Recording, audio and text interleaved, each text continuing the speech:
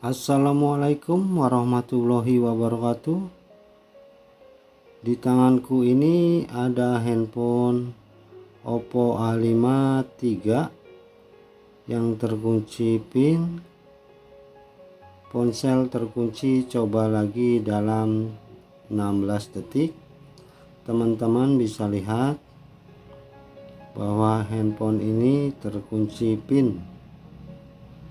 Untuk mengatasinya kita tidak perlu komputer maupun laptop, hanya dengan menggunakan tombol kombinasi.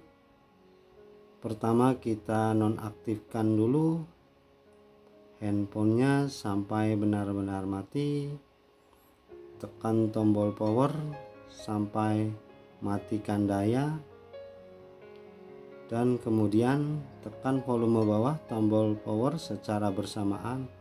Oh, masih hidup ternyata teman-teman, belum dimatikan. Oke, kita tekan tombol power dan ketuk untuk mematikan daya atau mematikan handphone ini. Setelah handphone nonaktif atau mati, kita tekan volume bawah dan tombol power secara bersamaan.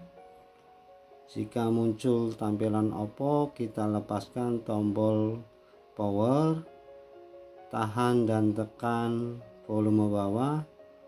Jika muncul tampilan seperti ini atau masuk ke recovery, kita tekan tombol power yang bahasa English.